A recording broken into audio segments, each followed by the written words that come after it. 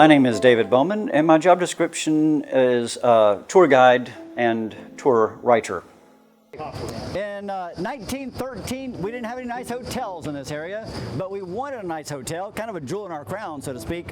But nobody could afford this sort of thing, except for one man. So they approached Major Tutwiler, and they said, "Major Tutwiler, we need your money." He says, "I'll tell you what, I'll give you everything you need on one condition, that you name the hotel for me."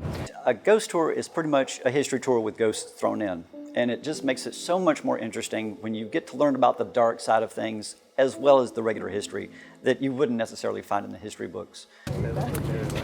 In 1985, that's right folks, 1985, all the powers that be here in town realized they'd made a mistake in tearing down the original Tutwiler Hotel. Agreed?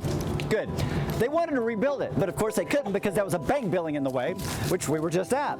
They felt that instead they could take some old building, convert it to a hotel, and call it the Tutwiler, and maybe in about 30 or 40 years, people forgot that they were stupid and tore down the original one. And believe it or not, that's pretty much what's happened, because everybody believes that to be the Tutwiler. That was originally the Ridgely Apartments, and the reason they got the nod to be the new Tutwiler is because it was built at exactly the same time by exactly the same architect, and it had the added benefit that Major Tutwiler actually lived here. He in fact occupied the downstairs area where presently you find the kitchen and the restaurant, which was also appropriate because he considered himself a kind of a chef, and he'd prepare these grandiose meals and invite people from the rest of the apartment building to come and dine with him and his wife Julia. I don't know exactly when they decided to make it quote-unquote haunted. And it's actually one of the rare hotels that actually considers themselves to be haunted. Back when it was an apartment building, rooms 613 and 615 was just one unit. And during World War I, it was occupied by a family with the name of Hayes. Mr. Hayes was called away to duty and he was killed in the Battle of Lyon. And very shortly thereafter, his wife died of tuberculosis. And at that point, their young daughter was sent away to a war orphanage.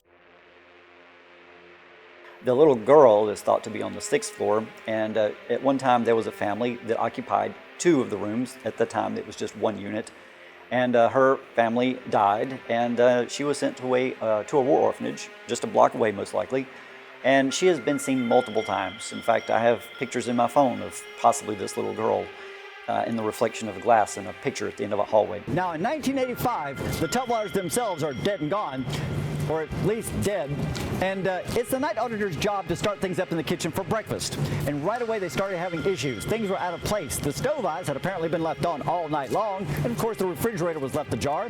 And then it started getting even weirder when they started to find a chef-style prepared meal with an open bottle of wine just waiting. And I know you ladies have a really hard time believing this part of the story because nobody opens a bottle of wine nowadays and doesn't just finish it off. But that just makes this part of the story even weirder.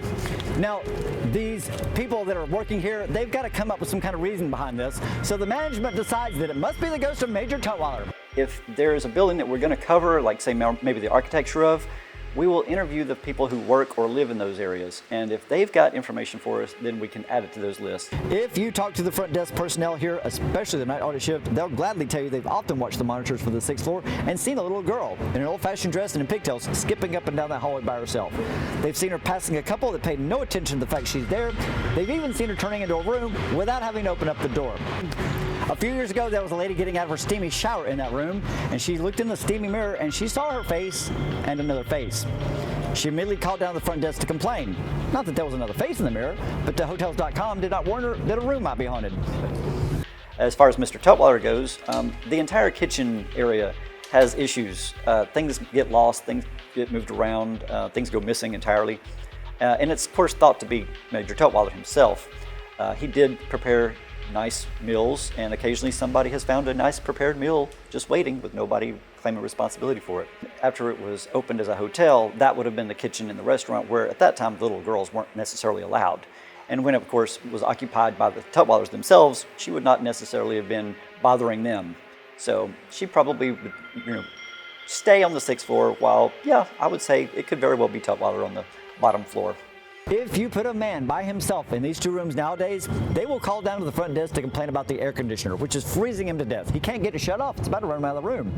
He'll also complain about the kids in the room next door making entirely too much noise, even if there's nobody in those rooms at the time. If you put a lady by herself or a family in those 2 rooms nowadays, they'll call down to the front desk to complain of a knocker. In other words, somebody knocking on the door, then running away down the hall. Before they can get the door open to see who it is, they're gone. Only they occasionally say it sounds like a little girl giggling as she's running away. Like the things that happen on our tours, they've been rather enlightening. We've rarely had EVP meters on the tours, but when they have gone off by themselves, it has been eerily accurate. The elevator doors open up, and off steps this mountain of a man who's in town for the bodybuilding competition. So he should not be white as a sheet, because you know they cover these guys in spray tan? But he was. He said that he got up to the 4th floor and he put his key in a 416. He opened the door, and across the room, seated in a chair, was a little old lady. She was wearing an old-fashioned dress and a turquoise choker. She smiled at him, waved, and then faded away. He immediately dropped his luggage and headed downstairs. And at this point, he is so upset, he's at the point of tears. He's refusing to stay in any room in this entire hotel. They said, "Don't worry about it, sir. We're going to take care of you. We're going to put you up at our sister hotel, just down the street, the Redmond Hotel." And I bet he never showed his face in Birmingham again after that. Well, first of all, we are the only ghost tour in Birmingham, Alabama. So you've got that. You can't go wrong. However, if you want to type in Birmingham Historic Touring Company, that is the company that features all of these tours. Or if you just type in Birmingham Ghost Walk. Now, we not only have the website, we've also got the Facebook page for Birmingham Ghost Walk and for the Birmingham Historic Touring Company. And if you just wanted to get in touch with Wolfgang directly, you can actually follow him. There's not that many people with the name Edward Wolfgang Poe. So if you wanted to track him down, you could follow his exploits through that page as well.